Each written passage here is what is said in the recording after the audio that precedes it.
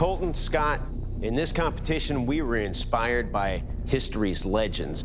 Now we ask that you continue to be inspired by history's legends as we send you back to your home forge to make one of these. Excalibur! It's actually not Excalibur. The sword in the stone is a medieval broadsword.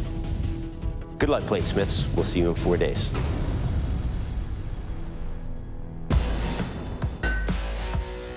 Today, I'm making a European broadsword. I'm going to do 2 types of twisted Damascus going opposite directions and a linear bar for the center. I am very happy to be back home. I know that I have all the proper tooling to do stuff very quickly, but I think it's going to be a very challenging competition. It's the end of day 1. I got the twisted Damascus done. I've got to cut them to size and then clean up the edges that I'm going to re-weld. That's where it's at right now. I'm feeling pretty nervous going into the clinch, really hoping I don't get any warps or cracks.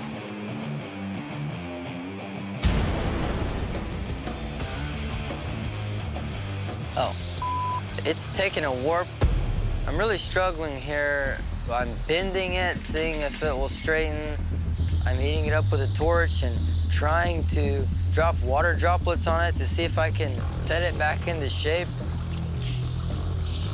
I finally get this warp out by taking my pair of tongs and pushing down on the sword. That straightened it out a little bit. Trying to fix the warp really set me back, but tomorrow I'm going to come in with a fresh mind and see what I can get done. Yesterday was really productive. I got the 3 bars of Damascus put together, forged out to a sword, and then I got it ground down. Today's most important thing is getting that heat treat done. If I can get it done early, I can focus on the handle for the rest of the build. It's pretty straight, and it definitely heat treated. I'm just gonna clamp it while it cools. I thought I had the heat treat right, but unfortunately, after I pull it out, it's got a nice warp in it. Oh. It looks like I might have to heat treat again. The one difference is I'm going to use my quench tank as my temperature. I'm going to get the oil up to the same temperature as I would the oven, to about 450 degrees, then hold my sword in it for at least 10 minutes so it gets a nice soak. Pull it out of the quench, and comes out almost perfect. All I have to do tomorrow is fit and finish, guard, handle, pommel. The theme of day 3 is handles and guards. All that needs to be done is etching and sharpening on the blade. I'm going to acid etch the blade now, let it set in there for a few minutes. So the top of the blade is not hardened as much as I would like it to be. I want to make sure that it's not going to take a bend or a set. It seems to have held up pretty well. So the last thing I need to do is the handle. It's the end of day 3. I have a finished blade. I got the guard fit up. The handle's shaped like I want it. All I have left to do is the pommel, and then it's done. Beginning of day 4, I'm ready to get the sword finished. First, I need to get the holes drilled on the guard and the pommel. And that's all I need. It's looking pretty good. End of day 4, this broadsword is built, and I am ready to go have dinner with my wife. All right, Bladesmiths, welcome to the keel test. It's time to get medieval on your broadsword. We'll take your weapons and deliver some slashes and blows on this ballistics dummy. Colton, you're up first. You ready for this? Yeah. Let's have fun. I'm feeling confident about my sword, but I really don't know what could go wrong. I've never made a sword before.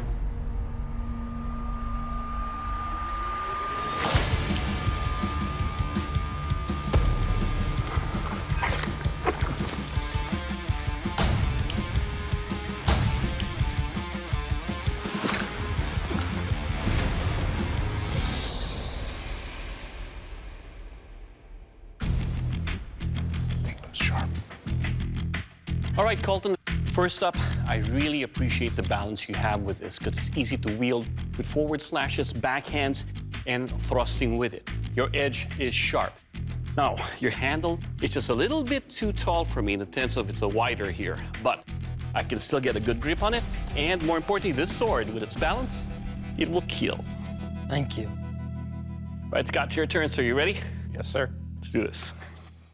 I'm ecstatic to see Doug playing with my sword because it's exciting to see what it can do to the human body, what it's built for.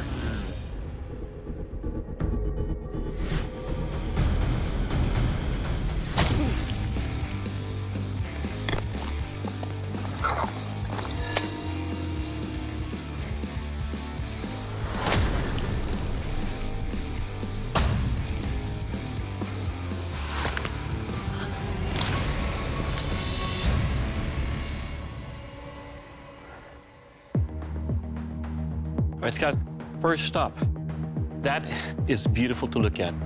Now, the wire wrap does give me some kind of contours to hold on to. Every slice, or should I say chop, dug deep into this ballistics dummy.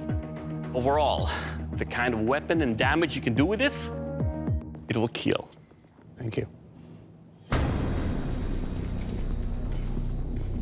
All right, gentlemen, it's time for the strength test. Now, to test the strength and overall construction of your blades, we have the battering ram chop.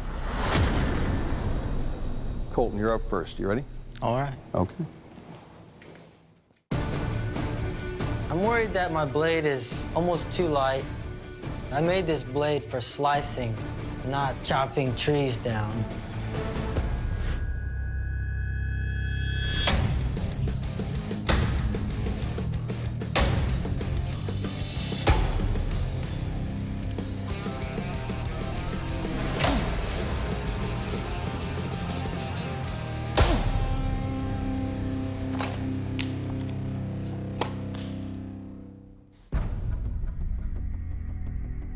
Looks like you picked up a little more.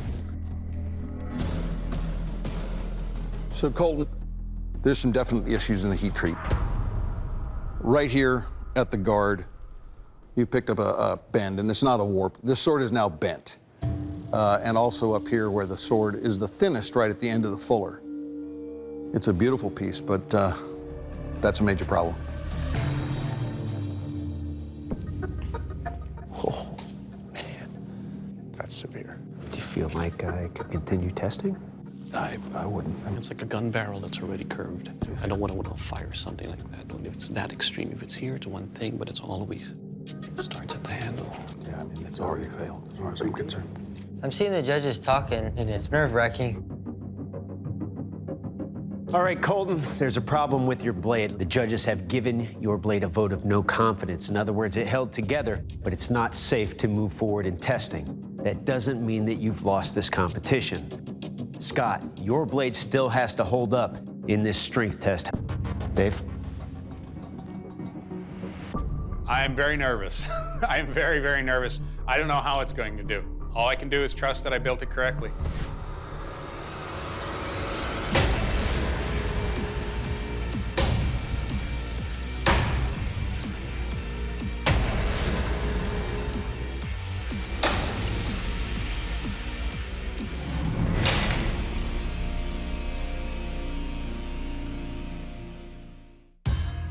So right off, Scott, everything's solid and tight.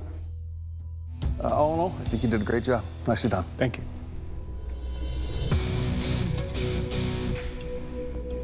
Colton, unfortunately for you, this means that your blade doesn't make the cut and you cannot be the Forged in Fire champion.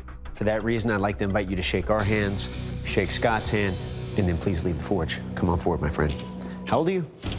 18. Hey, man, the world's yours. I knew the bend. It could have possibly happened. He outperformed me, and that's okay with me. I can be outdone. Good job. Thank you. I might not have won Forged in Fire, but I have learned so much as a bladesmith, and I have grown as a person doing this competition. Scott, congratulations. You are the Forged in Fire champion, and that is a title that comes with a check for $10,000. Good job, my friend. Thank you. Come on forward. Excellent. Thank you. I won. My blade survived. I feel ecstatic, amazed, however you want to say. I hope that by doing this, I can go full-time bladesmithing.